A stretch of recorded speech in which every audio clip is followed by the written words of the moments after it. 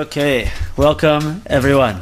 Great to see you guys. One second, let me turn on my thing here. What was that, Sima? No, I have a question. My question is like this. I understand that the Tom,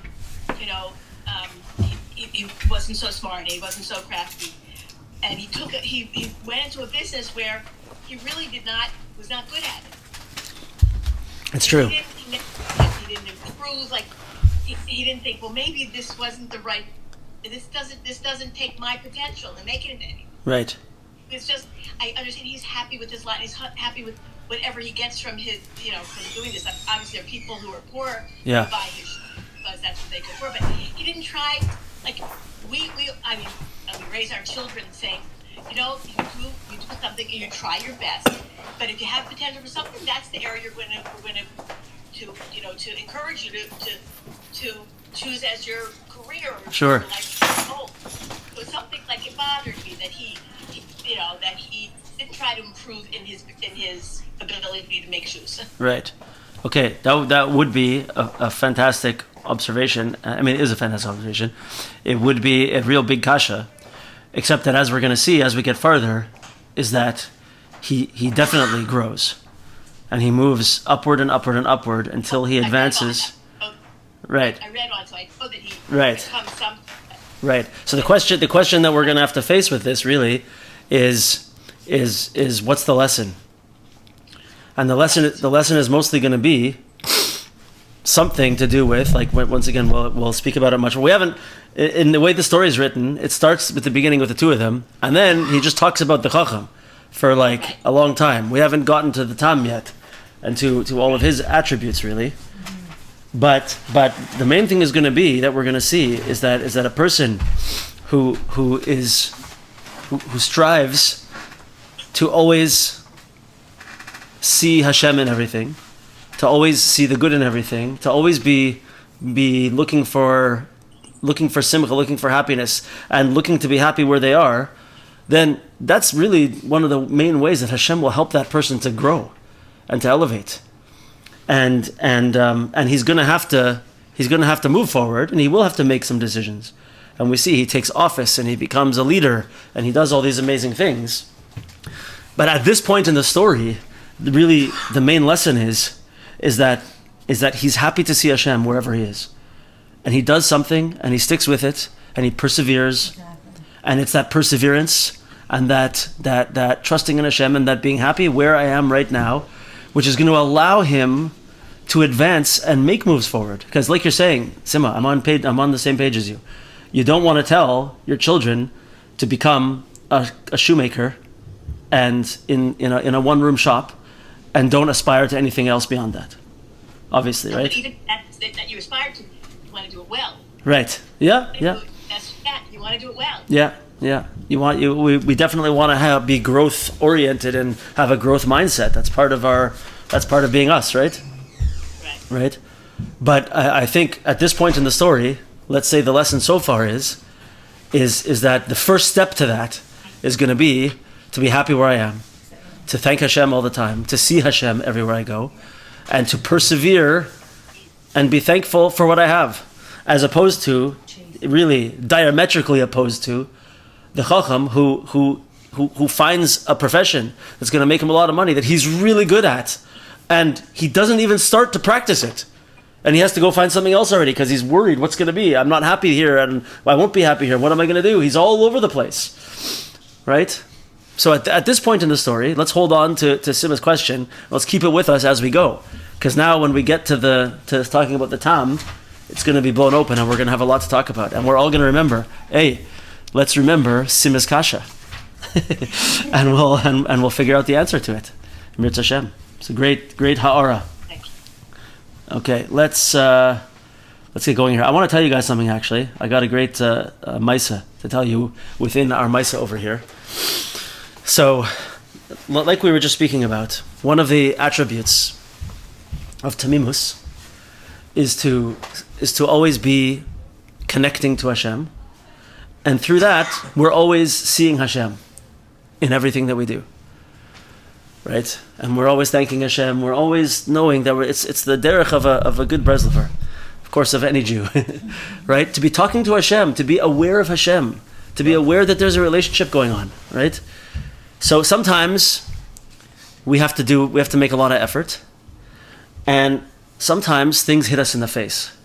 Like we get smacked in the face with some kind of hashgacha pratis that is unbelievable. But even that, if we're not in the right mind frame, we can just shut it down.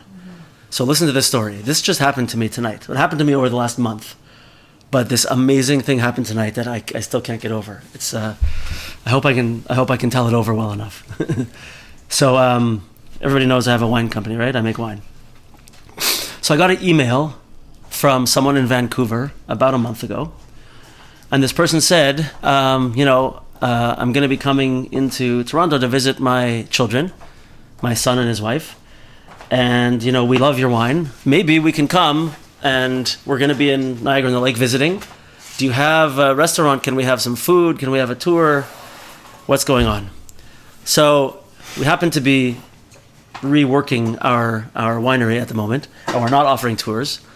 So I was about to respond to this person, and I looked at the name, and the last name of the person, she has a hyphenated name, stuck in my mind. I was like, this sounds familiar. So I showed it to my wife, and she says, oh, this lady is, I don't know what the exact relationship is, but it's my father's first cousin's daughter. And so I was like, wow, that's pretty wild. So I emailed the lady back, and I was like, I actually think that we might be related. Mm-hmm. And I told her the whole situation. And it turns out that when my wife's a doctor for those you don't know, when she was still in med school, her last year of med school, she did an elective in Vancouver, and she went and spent some time with this lady's father, who's now in his 90s. And she actually had a Shabbos dinner with this lady way back then, like 21 years ago. So I was like, wow, amazing.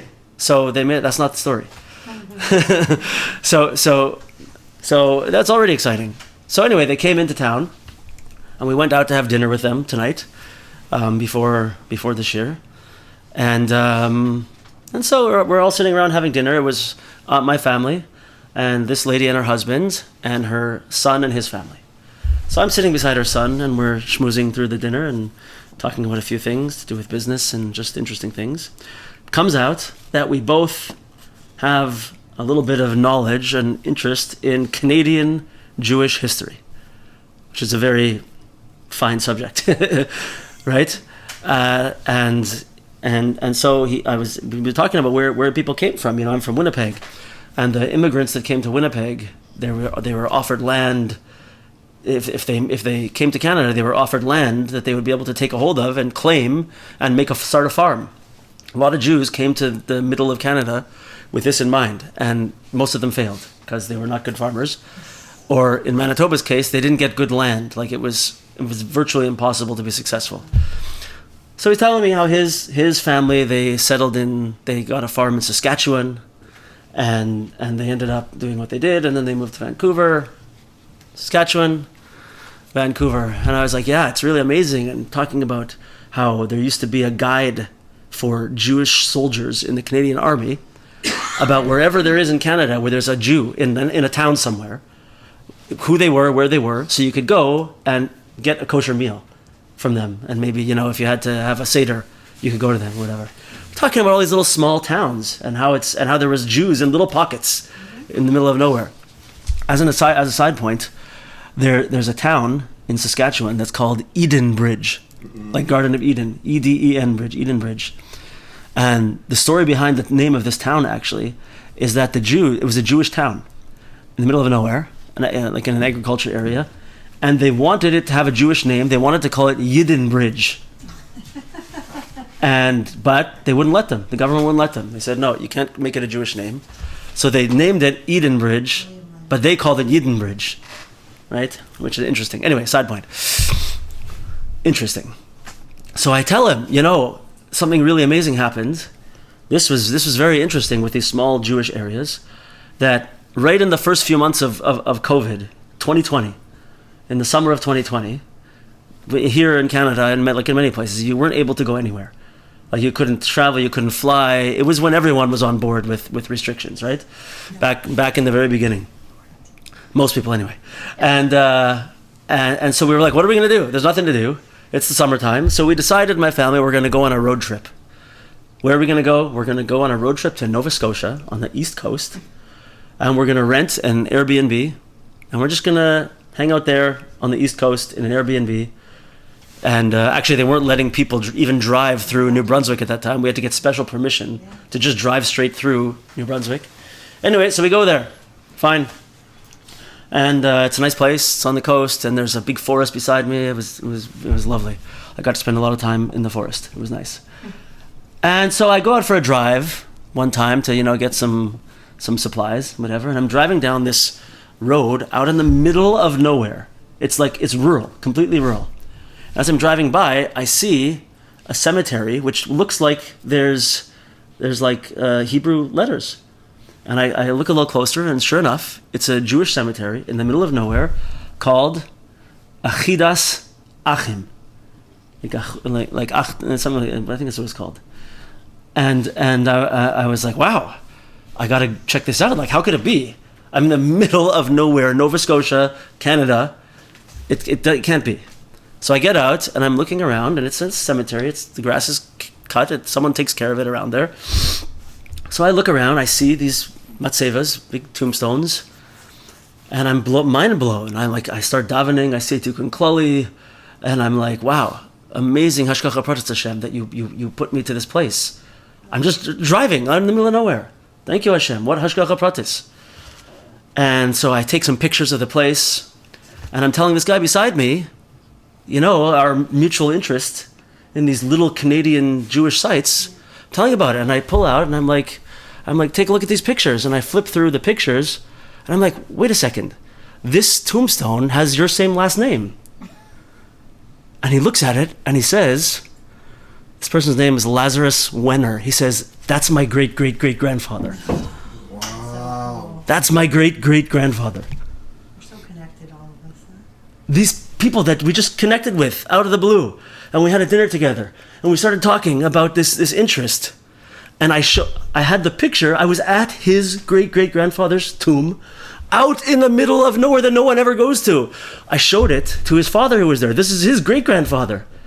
And they were like, they were blown away. They couldn't believe it. And I am going out of my kalim. I'm like, what? I can't believe this. This is the most amazing Hashgacha Pratis. Like, how could you ever have any questions that the Rebbeinu Shalom Fürst der Welt runs the world, right? It's unbelievable. Like, the things that had to come together for this, it's mind-blowing.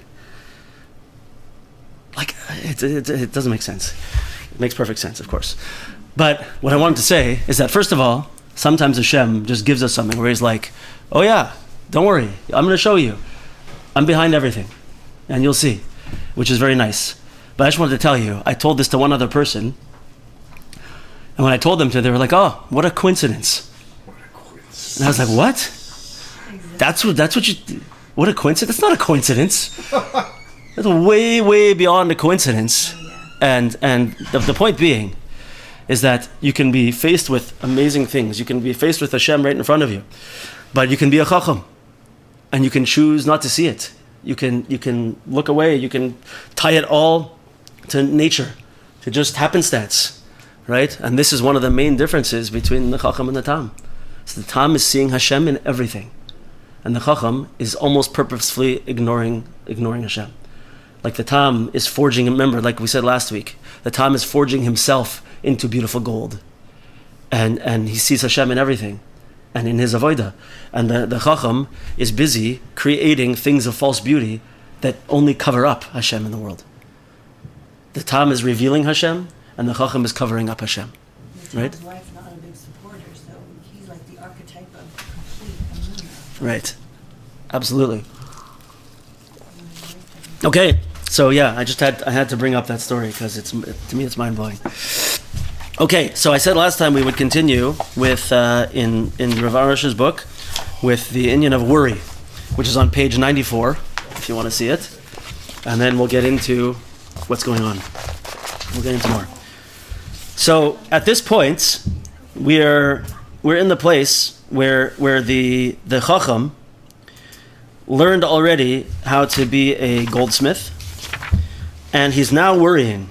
Even though now I have the skill to depend on, even so, it's not enough for me. Today, this trade is in demand. Perhaps in the future, a different skill will be more highly regarded. So he's worried. What am I going to do? So Rav Arush brings the Indian of worry over here. So he's saying at this point, bottom of 94, at this point in the story, he's become a master artisan with huge potential. He learned goldsmithing in 2 months, and he's super talented. He can make a ton of money here. He's got a career now. Yet before he's made any serious effort in his newly acquired trade, he's already worried about his future and prestige and income. So he thinks that why? Because he thinks that his everything that he does, his success, is only up to him. It's all up to him. And because he thinks it's all up to him, so of course he's going to worry. Right? Of course he's going to worry. If he doesn't understand that Hashem runs the world, that his success, he's done his part. He learned something amazing. He's doing it. He could do it. But he doesn't really believe that Hashem runs the world. He doesn't really have emunah. And so he thinks it's all up to me. And when everything, I tell this to people a lot, it comes up. A person who feels tremendously burdened and overwhelmed, when we feel really overwhelmed, why do we feel overwhelmed? Because we feel that it's all on me. It's tremendous. It's a big type of ego to say that everything has to come through me.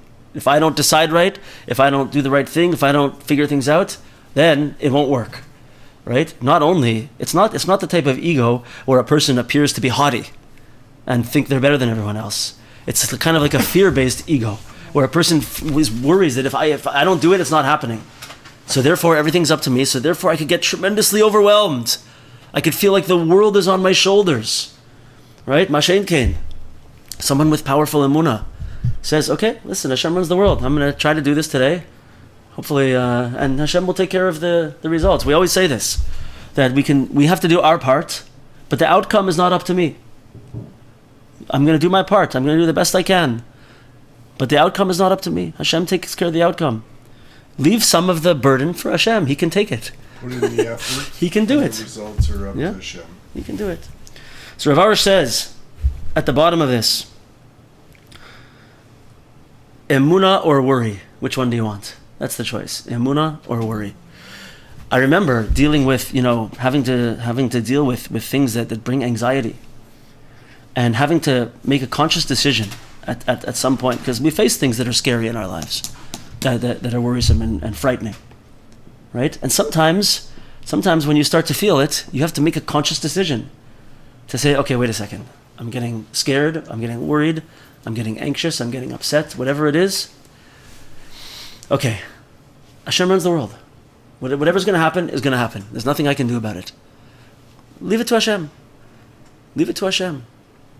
And Hashem will take care of us in whatever way we're supposed to take care of us. Hashem has big shoulders. Hashem can take care of the whole universe, and we just got to leave it to Him, right?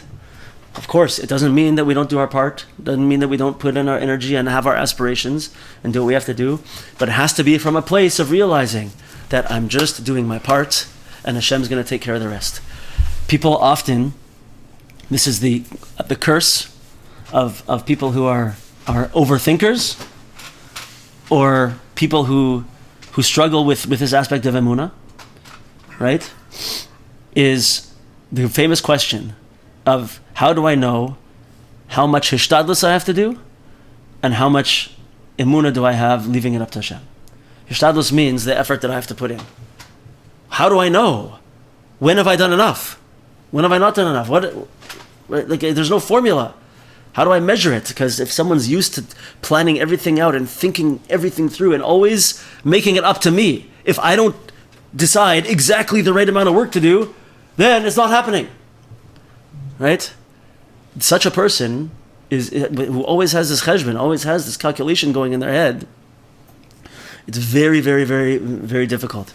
So, and the answer, I hate to say it, for such a person is usually not such a good answer.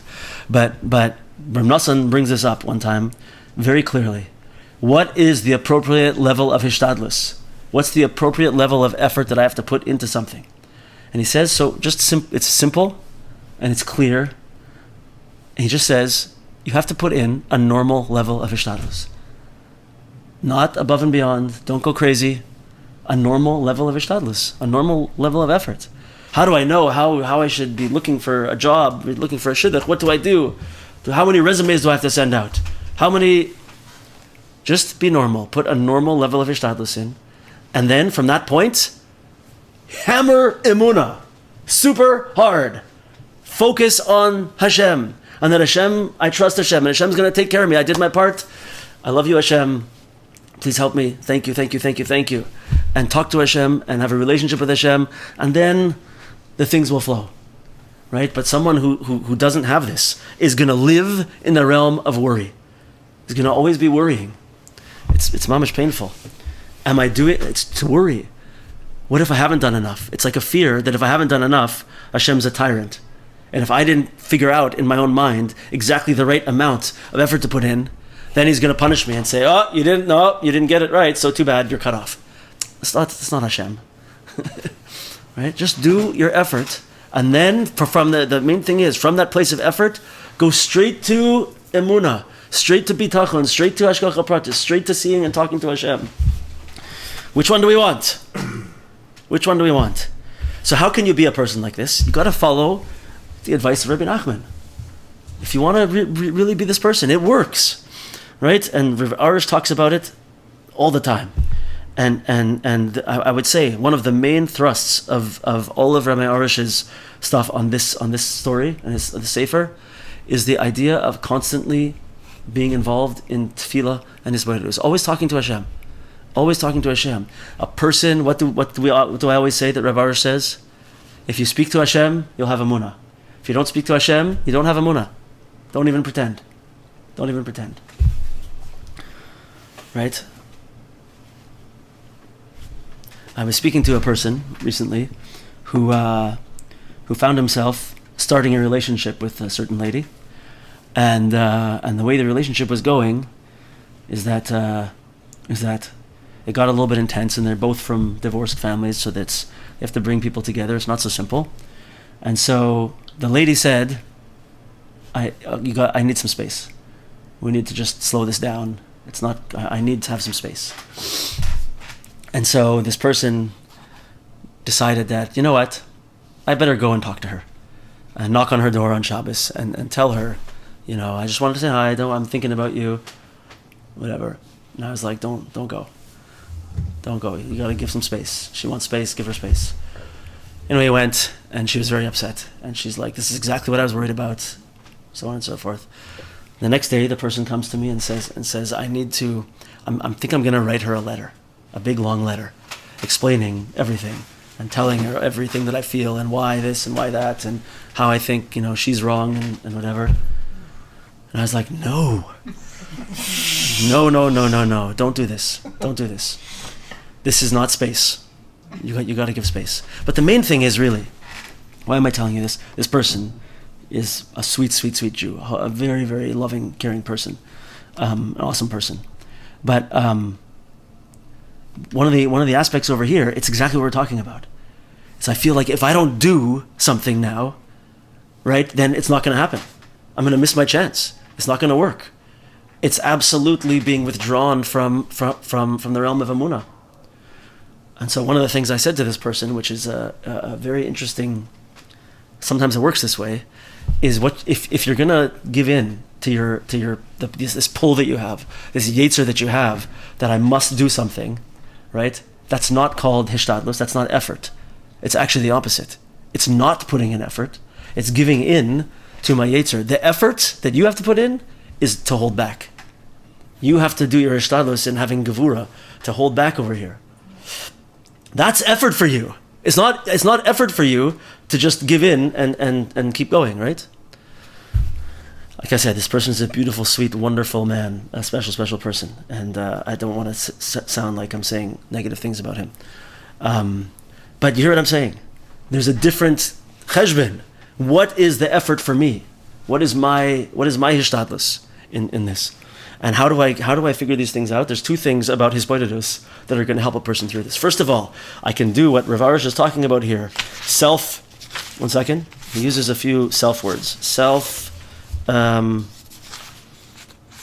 One is self-composure, and the other is when you figure things out about yourself. What's it called? Assessment. Self-assessment and self-composure. So hisbodedus helps a person with this. I look at myself. I look deeply and I think, what am I really doing here? Hashem, help me to understand. What is my challenge? What is my test? Where do I need to put in effort over here? That's one way it helps.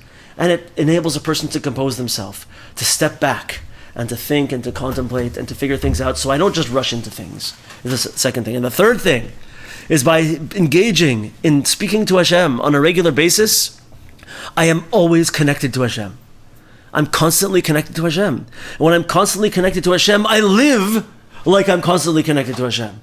I live with emunah, and then I won't feel the burden of anxiety and overwhelmingness and all of those things that I can only accomplish if me does exactly what I need to do, and if I don't do it, then it's never going to happen, and then I'll fail and everything. It's a terrible, stressful, difficult life to live, right? Constantly speaking to Hashem, constantly thinking about Hashem and engaging in this type of discussion and self-assessment and self-composure is a gift to be able to live a sweet life. Remember what else Rav Arush says? There's an existence before a person has emunah, and there's a different existence after a person has emunah. It's like living in Gan Eden. It's the Gan HaEmunah. So we should all learn. We should all learn from this. So he says like this. There's a few good mashalim and stories that he gives over here. So, worrying too much about what's going to be in the future, he says, is like, imagine if you have a person, I don't think it's still Detroit anyway, I don't think they have such an auto industry there anymore, but he says, lack of emunah, this is page 96, lack of emunah is like a person on a Detroit auto assembly line worrying about the future of diesel engines. Right? You're working on the assembly line. It's not your job to be worrying how the industry is gonna play out. In fact, if you're thinking about this all day long, he says, then you're probably not doing your actual job really well, because you're thinking about things that you have no business thinking about. Right? It's not something you should be thinking about. So if we realize that Hashem is running everything, Hashem runs the world, Hashem's putting us in the right direction, we can focus and just do the work that we're supposed to do today. Do my effort today, focus on today, be happy today, be thankful today, and do my job. So he brings this story from Rabbi Nachman that he calls greasing the wheels over here. So I'm going to give it over just in my own words, because it'll go better that way. Stories like this. There's a villager, guy who lives in a village, who he has a textile shop. He sells fabric and makes clothing and whatnot. And every once in a while, he goes to the big city in order to get his supplies, his fabric. So he takes his old wagon, to the big city, goes to the fabric dealer, the wholesaler, and he loads his wagon up heavy with fabric. And he starts to head back home, and as he's going, his wheels are creaking, and it's slow, and it's hard for the horses to pull. So he stops, and he runs back to the shop, and he tells the guy, my wheels are having a lot of trouble. They're really squeaky, and they're not moving, and it's very hard to get the stuff back. So the wholesaler says, don't worry. Here, I'll get some grease, some axle grease. We'll stick it in your, probably wheel bearings, and make them spin properly, and you'll get home. It'll be all good, and then you'll get home safe. So he does that, and he starts heading home. It's spinning nicely, no noise. He's going fast. Gewaldig. So as he gets close to his town, close to home, his friend, who is also a different kind of merchant, is riding along with his wagon, and he sees his friend coming, and he's like, "Whoa, what happened to your wagon? It's not squeaking. You're moving so fast. This is amazing. How did you do this?" And he said, my wholesale fabric supplier, he gave me some grease for my wheels. He's got the grease, and he gave it from me. And since then, I can go. It's amazing. I'm going so fast. And so this Chochom, for real, he says, amazing. And he zooms off, makes a beeline straight for the fabric wholesaler. So he goes to the fabric wholesaler and he says to him, like, hey, I want some, will you give me some grease for my wheel? And the guy's like, what? What are you talking about? What are you doing here? He says, oh, my friend, the fabric shop owner, he told me that you gave him grease for his wheels. So the wholesaler says to him, listen, I'm not a grease salesman, okay? I don't sell grease. I don't give away grease. This guy is one of my best customers, and I want him to be successful. When he sells, I do well also. So I'm giving him what he needs to be able to go and do his job to sell. So I gave him grease for wheels. But you don't come to me. I'm not a grease person. I'm not a grease salesman.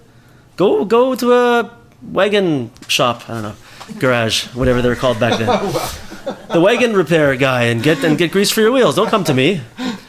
That's the story. So Rabbi Nachman told this story to someone who came to him, asking him for a bracha, for that he should have a very good livelihood, for a big parnasa.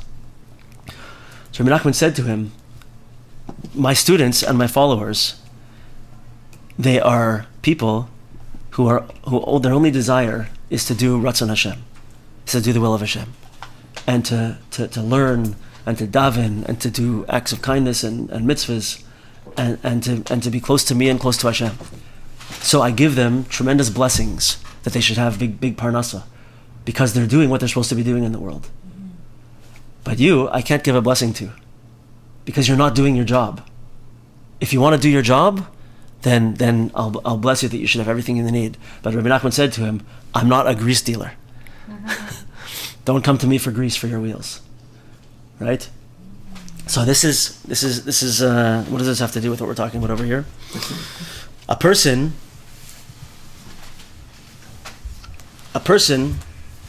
he makes such an incredibly important point over here. This is the next point that we're getting to over here. That a person has to be focused on knowing, why am I here? Why did Hashem put me here in this world? What am I supposed to be doing? What's my purpose in life? Rabbi Arush says numerous times, if I'm not fulfilling my purpose in life, if I'm not working towards the purpose in my life, then it's impossible for me to be happy. It's impossible for me to feel fulfilled. It won't work if I'm not working towards fulfilling my life's purpose. So if a person is working towards their life's purpose, their livelihood is kind of a secondary concern. First of all, if they're really working towards their life purpose, then what they need will flow. But even if it doesn't, a person has fulfillment and feels good about themselves, feels positive about life, because I'm working towards something special, something meaningful, right? Viktor Frankl, Man's Search for Meaning, right? Everybody knows this book? Totally amazing. We need meaning. We need to be working for something that is important, that has meaning to us, that has fulfillment to us. So if I'm doing this, then I don't have to be worried about what do people think of me. The Chochom is always worried. Listen to this line that we said a few times from Rav Kivak. Tom says, "Kol haChochmas shebaolam hu." The essence of all of these of the wisdom, the quote unquote wisdom, or lack of wisdom of the Chochom in the world is shemavakesh livnois yishus atzmoi shekulam yedu mimenu. Barash gadol is that everything I do should be to make me look great, so that everybody knows about me, with a lot of noise, with a lot of show. Because if I don't feel that I'm doing something that's meaningful, that's purposeful, that I'm fulfilling my purpose, of course I'm going to tie everything to money, to success, to the way I look, to my pointy shoes and fancy pants, right? That's what it's going to be. So another aspect of it, it's not only that I should work on doing the right thing and fulfilling my purpose, so that Hashem will give me parnasa and give me the tools that I need. That's one thing, but it's also that this is what's going to make a person feel good about themselves.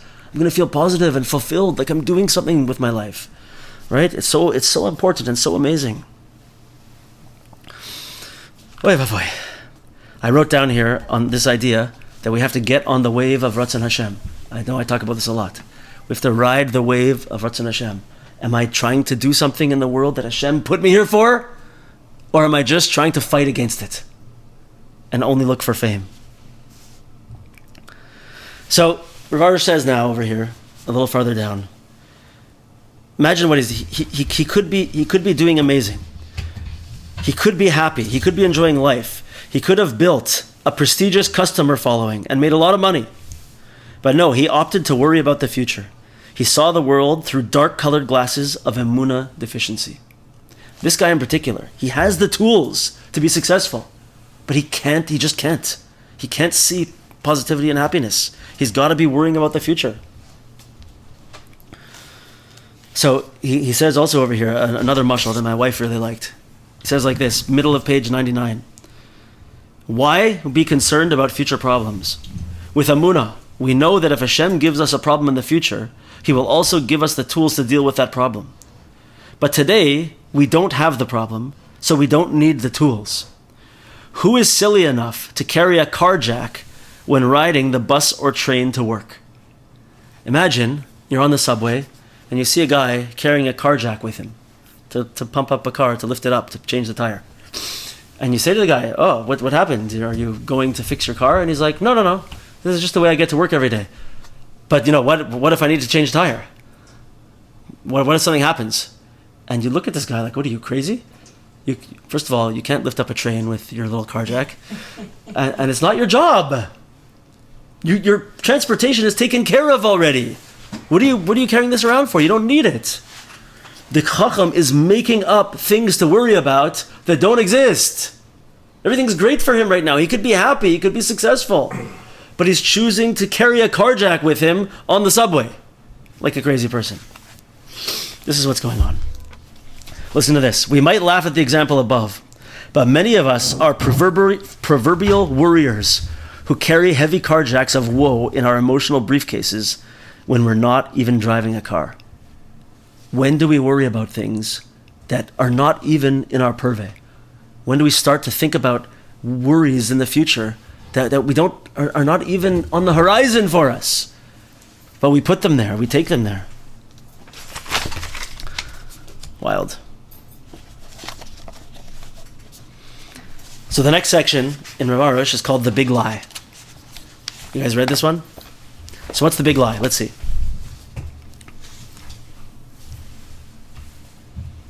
So he says that the concept of happiness, of living happily ever after, is a fantasy if a person doesn't have emunah. It's not going to happen. A person cannot be satisfied with his life no matter what, cannot be happy no matter what, unless he has satisfaction with his life, unless he's sameach b'chelkoi. And not only that, he says, a person cannot possibly be satisfied with his lot in life without emunah, particularly the emunah that everything comes from Hashem and that everything is for the best. He says, a person who is not happy with his lot in life cannot possibly be a person of upright character. The big lie, what's the big lie? Is that it's possible to be a person of upright character without emunah. It's possible to be a person of upright character without emunah. As we see in the following examples. He gives two stories, examples about this. What do we mean? The point of these stories is to tell us that emunah is what enables us to be good and what enables us to be happy with our lot in life. First story is about Aristotle. I've heard this story told about someone else. Doesn't really matter who it's about.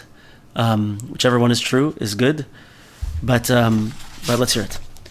So, Aristotle, the Greek philosopher, spoke much about the lofty character traits of humility, mercy, decency, and refinement. So one time, his students were arguing about something, and they couldn't remember what Aristotle said, according to this girsa. So they went to his house to ask him. And when they got to the doorway, they saw the door was already open, so they decided to walk in and see what was going on. And they caught him, in the words of the book over here, they saw their teacher on the floor in the middle of a disdainful act that we prefer not to describe in this book or in this shiur. So the students were shocked, and they said, our teacher, haven't you told us many times that this type of behavior is disdainful, is beneath us? What are you doing? So he said, why are you so surprised? Must a teacher of geometry have a head that's shaped like a right triangle? Of course not. In like manner, a philosophy teacher need not live by everything he teaches. In the academy, we lecture. At home, we live. This is the state. This is about Aristotle. A second statement, a second story, is about a 12th century bishop who was famous for having an impeccable character, and especially for being humble. And this bishop ended up being connected in some way to the Rambam. And so he invited the Rambam to come and speak with him about something, and the Rambam went. And so he went in, and he saw that really it was pretty wild. It was pretty amazing, and he was so nice and friendly, and he behaved in such a crazy. The bishop received the Rambam magnanimously and spoke to the. I don't even remember what that means. Spoke to the Rambam with utmost respect. The Rambam was perplexed. Is it possible for a person without Torah and true Emunah to be genuinely humble? So he was worried. The Rambam was like, "What, am I missing something over here? He seems to be an awesome guy and humble and upright. What's going on?" Just as the Rambam was about to leave, this is page 101, by the way, the bishop could no longer contain himself. So, Rabbi, what do you have to say about my humility? The Rambam breathed a sigh of relief. The bishop was a great actor, but his humility was far from genuine. It was merely a ploy for him to command more admiration and respect. Right? So, what's the big lie? The big lie is it's all an act. And a person who requires affirmation of their level of humility is someone who doesn't have emunah, who's broken, and who's fragile, and is insecure. This is not a person of emunah. This is not a person of upright character traits. They're doing these things only to be praised, only to be lifted up, because of their insecure nature to begin with. Right? This is not a positive trait. So he says something very, very powerful here, and this is a point that I think is important to address. Page 102 at the top. Many people ask, why even talk about politicians? He spoke about politicians before this. There are so-called religious people and even rabbis that have been exposed as thieves and perverts with unthinkably corrupt character. Sad but true, such quote-unquote religious people and rabbis lack emunah. Their religion or their clerical appointment is simply a means for them to take advantage of others and to acquire money, respect, or whatever they're seeking, and nothing else. Remember this rule. It's like this. We've seen this many times. Rabbi Nachman speaks about this. Right? What do we always say? Efshar liyos Talmud Chochom v'Rasha Gamor. It's possible to be a brilliant scholar and a complete Rasha, completely evil. Right? Just because you've decided that you're religious, just because you maybe got a certain title, someone decided to call you rabbi, right? That does not make the person. You can have a person who dresses the part, who speaks the right words, looks like they fit in the right place, and they can be a disaster. They can be the words he used, I'll use them. They can be exposed as thieves and perverts. Chas v'shalom, God forbid. But this happens. You know, it always reminds me, I'm always drawn back to, Rabbi Nachman says that one of the most important traits of a leader is that they have to be humble, they have to have humility. And you can tell, sometimes you meet people in high positions of religious authority, and just you speak to them for a short time, and you can see that there's a tremendous ego, and there's the need to rule and the need to have authority. And it's Rabbi Nachman says, run away from such people. That's not a leader. That's not someone you should follow. So it's a delicate balance, and unfortunately the uniform does not tell us the whole story all the time, right?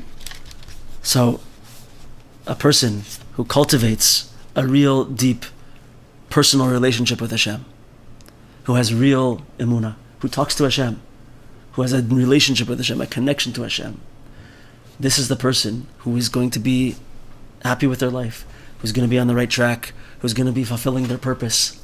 not like these other people who are ruining countless lives and doing terrible things. He says, remember this rule. As long as a person is disconnected from his mission in life, he can't be happy with his lot in life. It's not possible. If you're disconnected from your mission in life, you cannot be happy with your lot in life. Why? If he's not performing his mission in life, then whatever he's doing is not his real lot in life. So he can't be happy with it. In other words, Hashem made the world that you have a mission. And when you do your mission, when you're working on your mission, you're going to feel good about it. You're going to be happy with your lot in life. Why? Because it's your lot. That's you being you. That's you doing what you're supposed to be doing. Kol zman that you're trying to be something else, or that you're ignoring that, and you're looking at, this is one of the worst things about jealousy. I'm looking at other people and I'm jealous of them. So I try to start to be like them. That's not you being you. That's you trying to put on a costume and be an actor. That's the big lie. You're being someone else. So you'll never be happy with your lot in life if you're trying to be someone else that you're not. It's so simple, but it's so powerful and so true. Without happiness with their lot in life, a person harbors constant doubts about whatever he's doing and constantly desires to be somewhere else, doing something else, or married to someone else. Oy vavoy. One of the things I always ask people who are talking about divorce, I always ask them in the beginning, is there another person in the picture? Is there anyone else in the picture? Because it's very often when a person sees another person in the picture that they have this idea that I need to be married to that person. If only I was married to that person, then things would be different, things would be better, and things would work out. And they have a tendency to want to get away from the person that they're with. It's a terrible situation to be in, and I have literally never seen it work out this way, because that person has not fixed what the problems that they had from the previous relationship, and now they're going to go into a new relationship, and the same things are going to repeat, and it's going to be bad. Most of the time, right? So a person who's not happy with their lot in life is always looking elsewhere. So we talked a few times tonight about this idea of a person fulfilling their purpose and being who they're supposed to be in the world. So I just want to speak about this for a minute or two. It can sound daunting, can maybe sound a little bit unrealistic even to some people. What do you mean? There's a single purpose for me? There's one thing that I have to do, and I have to figure out what that is, and I have to start doing it? Like, how am I going to do it? How am I going to possibly figure this out? So sometimes it is like this. Sometimes a person has one purpose. There's one thing they need to do, right? The famous statement of the Baal Shem Tov, the Lubavitchers like to say, is that it's possible that the whole reason that a person came down for a reincarnation is they had one tikkun left, and that one tikkun was just to do a toiva gashmis for another Jew, a physical favor, like a favor in the physical world. Maybe you just needed to help shovel this guy's walk. Maybe you needed to help the old lady across the street. Whatever, one little thing, that could be your entire tikkun, right? Sometimes it's like that. Yeah, sometimes you're supposed to become, someone who does something amazing. Like there's a lady who got all these Jews out of Syria. Can't remember what her name is, but totally amazing. Maybe you were one of these people that hid Jews during the Holocaust. I don't know. There's all kinds of amazing things that people do. Maybe sometimes that's it. There's a tremendously fantastic Nesiv Shalom in Parshas Re'eh that speaks about this inyan. The Arizal tells us that every single Jew has a certain tikkun and yud purpose in the world. And it's different for every person. And one person cannot take care of another person's job over here. We have to do our own tikkun, our own job, find our own purpose in the world. And he gives us the answer to how we figure out what this is. And it doesn't have to be pointing us towards a certain job or a certain event. That's not necessarily what it means. But he says that the main thing is that we have to look around and contemplate. He doesn't say talk to Hashem, but I'm going to add that in. And talk to Hashem about everything that we see that Hashem gives us. What are the talents that Hashem has given me? Those are my tools, right? What are the challenges that Hashem gave us? Those point me in the different direction, the things that I got to get away from. Who are the people that Hashem has put me together with? Why are we together? What can we do together? Right? And by looking around the world and seeing everything, Parshas Re'eh, look around the world, look for what are your brachas, what are your blessings. Now you can start to see, okay, I see I have a talent for, let's say a person has a talent for communication, right? Some people are not social and they don't like to talk to people, but they're really good with organization and figuring out how to do things in the right way. You know, an organization that helps people, for example, needs a person who goes out and talks to people and finds them and sees who needs help, makes connections, right? Brings people together. That could be one person in such an organization. But you know what else that organization needs? It needs the guy who sits in the back, who doesn't really connect so well socially with people, but he knows how to organize things, and she knows how to give exactly what that person needs. She can look at the person and say, oh, this person needs help, and we got to do it. And they'll figure out how to do it, how to get those things to that person. We all have different talents, and if we can look at our talents, we can now start to see what my purpose is. But if you have someone who has a tremendous talent for, a person just came to my mind because I was listening to him today, is Rabbi Y.Y. Jacobson, right? It's amazing. What a speaker. What a speaker, right? Captivating speaker. So I think we can all agree, we don't have to be too wise to agree that speaking and inspiring people is for sure, if not his purpose period, is one of his main purposes in the world, right? So imagine if he never went down that path and he was just a nebusha guy who was one of these guys who's 30 years old, sitting in his parents' basement playing video games, spilling pizza down his white undershirt, right? Sitting behind the computer and making mean comments to people, hiding behind the anonymity of his parents' basement, right? What if he was such a person? And he just, through the way of life, he never figured out that he had a talent. Rabbi YY was in Lubavitch Yeshiva, and probably from a young age, people started encouraging him and saying, hey, you got something, right? You got to use this. And as he got older, it probably just kept going because he's in such an environment that is leading him towards his ultimate purpose. And so he developed and became Rabbi Y.Y. Jacobson, who's so amazing and inspiring to so many people, right? But what if he never did that? What if you were a guy who weren't in that environment, but you still have such a talent, or something like that? You have some type of talent. If a person doesn't step back and look at themselves and think about their good points, like Rabbi Nachman says, what are my talents? What are my abilities? What can I do?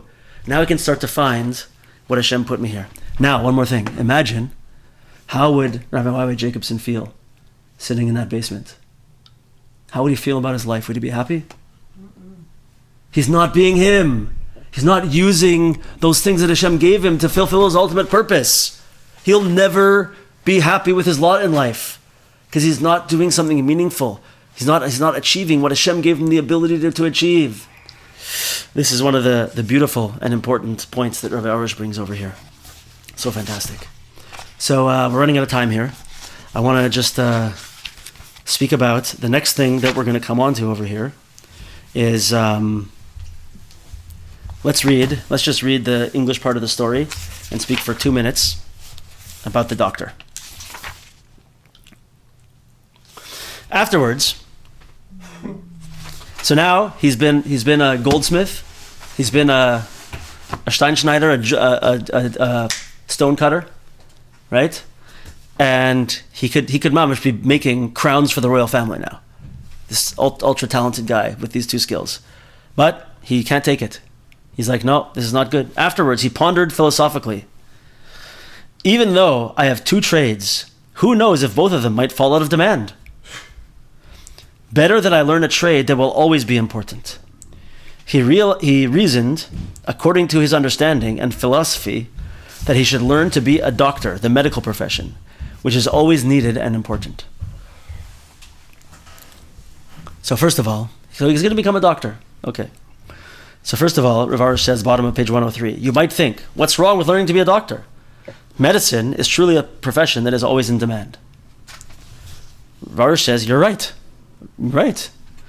If the clever one would have sincerely composed himself, in other words, if he would have engaged in true self-assessment while connecting to Hashem, he'd have arrived at this conclusion long ago, before learning to be a goldsmith and a gem cutter.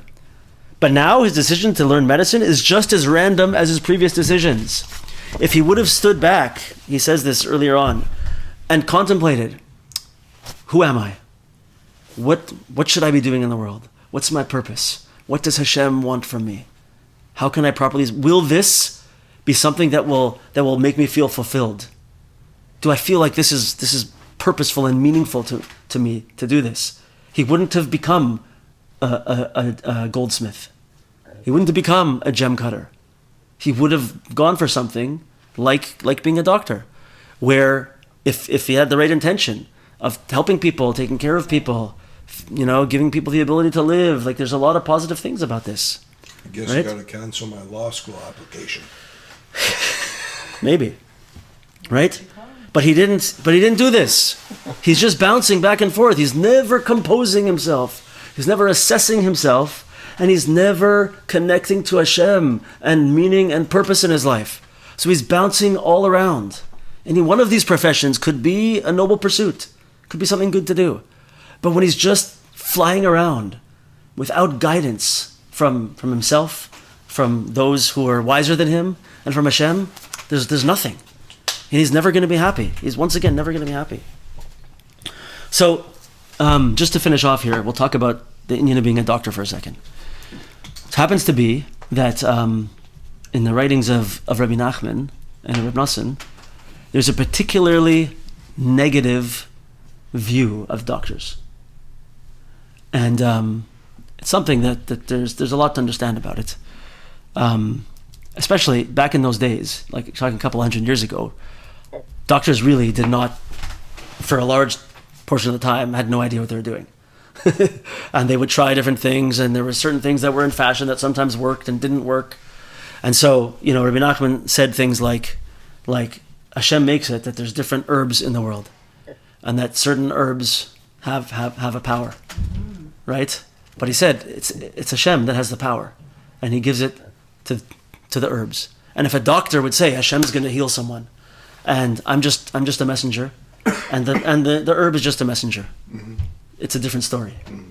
But instead, the doctors, they think this, they think that. My wife's a doctor. I go to doctors. I'm not saying in such a negative way over here, right? but it's a different way of thinking about things. And I personally, this is my personal belief, is that interestingly, Rabbi Nachman was also pro-vaccine. But not the COVID. In a certain way. No, so it happened to be, that's a joke by the way, sort of. In his time, there was the smallpox was around, and they had just developed the vaccine for smallpox, and the vaccine for smallpox worked, like it just worked, right? So Rabbi Nachman said, you got to take the vaccine for smallpox. You see, it's something, it's medicine, and it works, so you have to take it, right? It's my belief that if Rabbi Nachman is around now, and he knew about penicillin, he wouldn't be telling people, don't go to doctors. Oh, you have an infection, don't die. Instead, go get penicillin. It's a good idea. Meaning, this is my own view of it, no one else's, just me, is that Rabbi Nachman would say, if there's something in medicine that we see, it works and it's good, so you could use it. But he would always qualify it with, I'm making this up, me, that it's only if you realize that the doctor and the medicine and everything leading up to it is just a messenger for the refuah, the healing that's coming from Hashem. Right? That should always be, and you see, if you're this person that we're talking about over here, who lives like this, that's going to be your default level of thinking for everything in the world. Right? So Rav Kivak says that the one of the particular dangers of being a doctor that follows along all of the downfalls of the Chochom, and that brings him to this level, which is an even further descent, right, of the Chochom, is that you see, a doctor is very used to, especially nowadays when many things work, they're very used to having people come to them, and something's wrong. Here, I fixed it. Here, oh, you have an infection? Here's penicillin. Oh, you have some type of terrible inflammation that you can't walk? Here's some steroids. They're going to remove that inflammation. Oh, you have, I don't know, make stuff up. There's a very big potential and a tendency for such a person to have this feeling like I heal people. I take care of people. I heal people. Right? And they don't have to think about Hashem because they know, oh, if there's this problem, I give this. If there's this problem, I give this. And we see that it works. Right? So there's a huge tendency for such a person to cut Hashem out of the picture in a bigger way than just a goldsmith or a gem cutter. Right? You know, people sometimes say that there's a thing related to certain types of doctors, maybe surgeons, I don't know, that they have what's called a God complex, right? Where they think, tremendous ego, such a thing. You should know, everybody should know, there's many, many good, amazing doctors out there who are wonderful people, caring people. There's many from religious doctors who are emunah-dik people, and you should know my wife, before she's doing things that are difficult in particular, she davens before giving epidurals to ladies. She thinks, Hashem, please make this work, especially when they're hard. And she's like, and she's experienced miracles. Literally, miracles happen in front of her, and she's crying to Hashem sometimes in the middle of working as a doctor.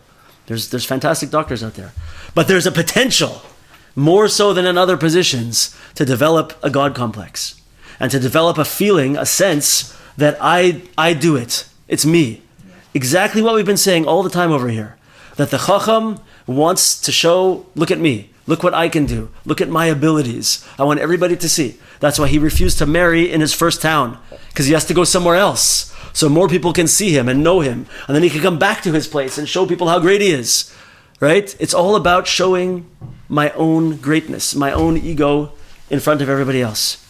And so a doctor, listen, how could it not be this way? You're saving people.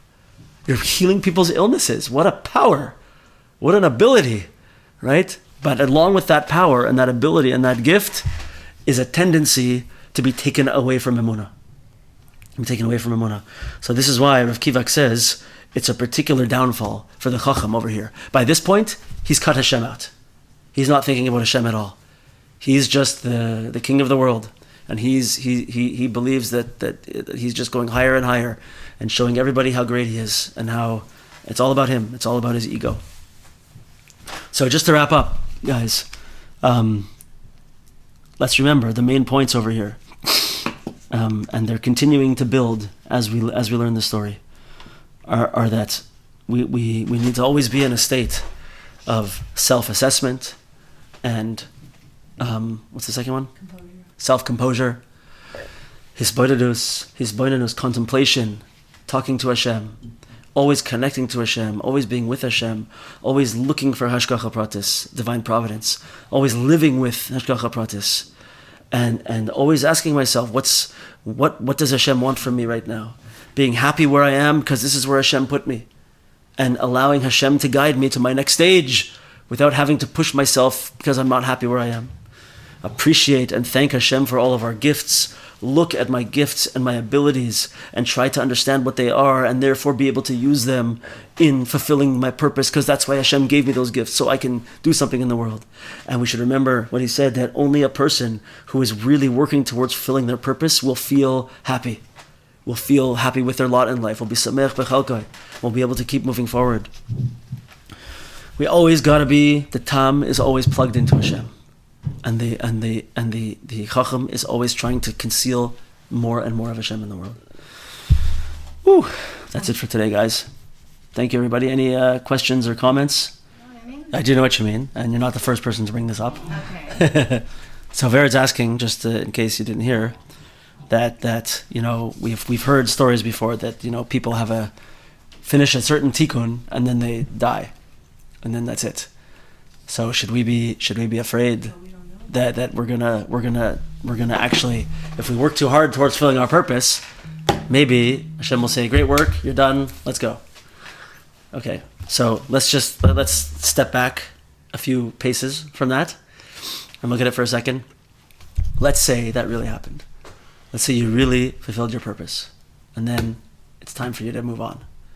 That also means that in the world of Hashgacha Pratis and everything, that everyone else in your life also has to be ready. It has to be the right thing for them for you to move on. And everyone who knows you, and every interaction that you ever had, this is the amazing brilliance of the web of Hashgacha Pratis, of Divine Providence, right? Like everything has to work out exactly, completely for every person in the world for such a thing to happen. So it could be, and if it would happen, then that would be Ratzon Hashem, and that would be what's right for you and everyone else around you, and it would be fantastic, right?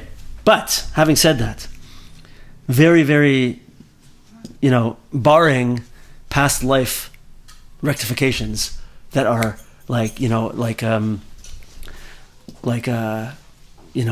an unfortunate situation that happened recently, is that a baby will pass away as an infant, as a young, maybe even only being around for a few hours. And one of the things that people have said about such situations is that the soul of this baby that came into existence was so high, was near perfect, and had one tiny little tikkun that had to happen. Maybe they just needed to be conceived in holiness. Maybe they just needed to be born and to drink milk from a holy Jewish mother, and that was it. We've seen these stories before, right? And that could be it could be such a thing, right? Such a tikkun could be. But for the most part, normal people who live normal lives, these stories are amazing, but they're the interesting stories because they're big, extreme stories. For most of us, our life's purpose is something that we work towards building our whole lives. And it's not something that we just all of a sudden did, I did my purpose, and I'm done. Our purpose, for most of us, is to build ourselves and to work through the issues that we need to work through, to fix the midos that we have to fix, to go and move closer and closer towards a level of shleimus and perfection. And so we can try as hard as we want. As hard as we should try, as hard as we can. And Mirz Hashem, we'll get as close as we can. And if we reach it, and we perfected ourselves, we did that final tikkun, we did that final rectification, and it's time for us to leave, it'll be the right thing for us. It'll be the right thing for everyone around us. It'll be perfect. Right? We're going to hang up now, guys. Thanks for everyone for joining. The shiur will be on Wednesday in Likutei Moharan. There's no holidays or anything, right? Oh, wait a minute. Thursday. That's Thursday night or Thursday day? Thursday night. Okay, so Wednesday night the shiur will be on. Mirz Hashem. Have a great week, everybody. All the best.